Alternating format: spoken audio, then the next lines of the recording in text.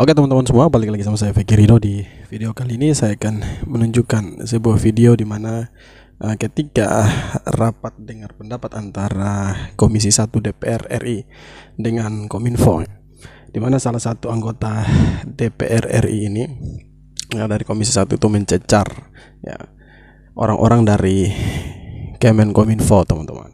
Oke, jadi langsung saja saya tunjukkan videonya, teman-teman ya. Jadi video ini singkat saja, cuma 3 menit saja, teman-teman.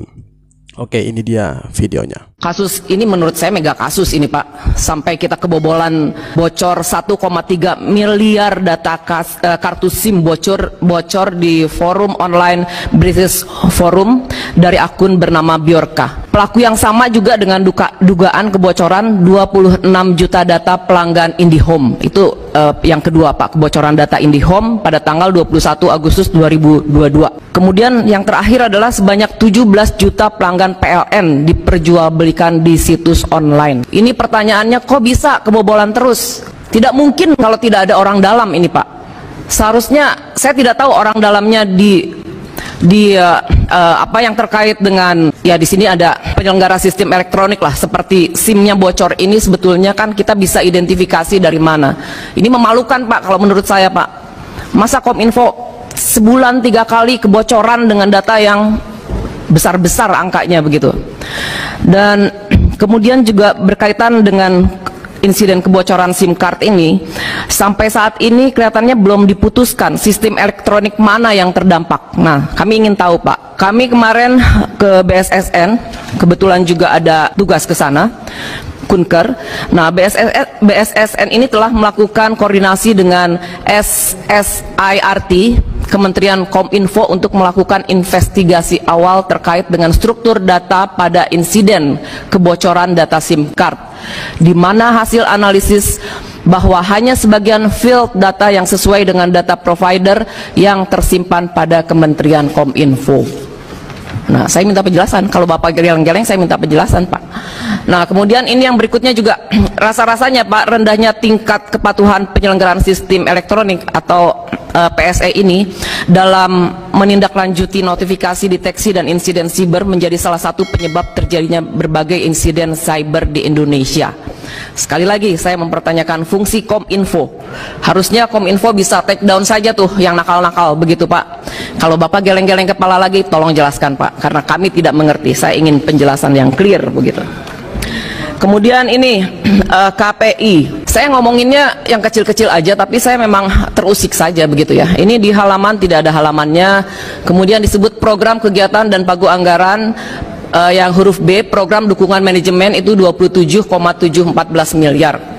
Yang menggelitik saya itu poin nomor 2, operasional dan pemeliharaan kantor. Di sini ada pakaian dinas. Saya tidak tahu nilainya berapa, tapi pertanyaan saya, pakaian dinasnya seperti apa, Pak Ketua? Saya tidak pernah melihat Anda memakai baju KPI seragam. Yang hadir di sini saya tidak pernah melihat seragam apa sih. Kalau memang ada seragamnya, nilainya kita tidak tahu juga berapa. Kemudian penambahan daya tahan tubuh, apa sih itu? Ya, tubuh yang mana begitu ya? Ya, kita pengen tahu gitu. Ini penambahan daya tahan tubuh kan, kalau sudah dimasukkan ke sini berarti ya hidup dan mati kan? Oke teman-teman, jadi kemarahan anggota DPR RI yang dari Komisi 1 ini bukan tanpa alasan. Ya, di mana ada seorang hacker bernama Bjorka ini membocorkan data-data pelanggan ya, IndiHome, PLN, itu sebanyak puluhan juta, teman-teman. Ya, kemudian ada 1,3 miliar data penduduk Indonesia itu bocor ya, di salah satu forum ya, British Forum, seperti yang sudah disebutkan di dalam video tadi. Nah, ini yang membuat anggota DPR RI ya, kalau tidak salah ibu ini dari fraksi Partai Golkar, teman-teman. Nah, ini yang membuat beliau marah sehingga dia mencecar orang-orang dari Kemenkominfo, teman-teman.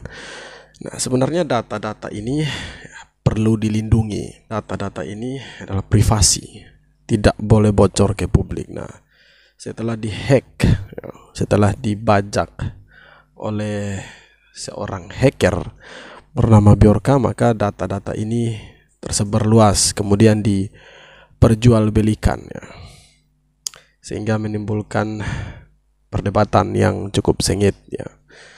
menimbulkan kemarahan dari anggota DPR RI fraksi Partai Golkar ini, teman-teman. Ya, jadi ibu ini mempertanyakan sistem keamanan dari Kominfo ini.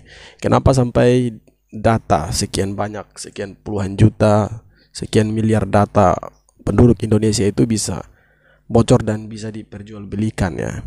Kemudian yang menarik, ya, pertanyaan dari anggota DPR ini, dia menduga bahwa di dalam Kementerian Kominfo ini ada permainan orang dalam. Ini hanya merupakan dugaan dari beliau, ya. Bisa juga salah, bisa juga benar, karena dugaan dari seorang anggota legislatif, ya, DPR RI.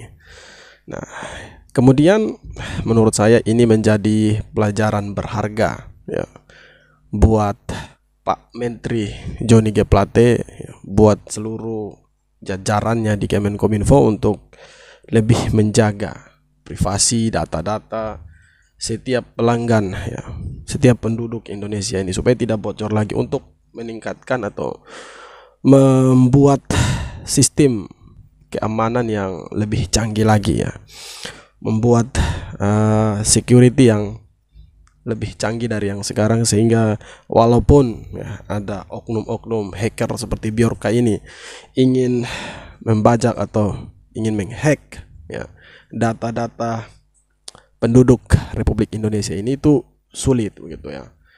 Dan sebenarnya data-data penduduk Indonesia ini, baik data di IndiHome, PLN, dan lain sebagainya, atau data-data ketika kita melakukan vaksinasi, itu sangat penting dan menjadi rahasia sebenarnya. Dokumen penting, ya, data penting menjadi rahasia negara, dan itu tidak boleh bocor sebenarnya. Dan ketika bocor seperti ini, ya, siapa yang mau disalahkan? Sudah pasti yang disalahkan adalah Kemenkominfo. Kenapa sampai data ini bisa bocor gitu? Padahal sebenarnya data ini harus dijaga menjadi rahasia, tidak boleh bocor. Tapi dengan entengnya si hacker Bjorka ini mampu untuk menghack, ya. Oke teman-teman, jadi tanggapan saya singkat saja buat video kali ini, ya.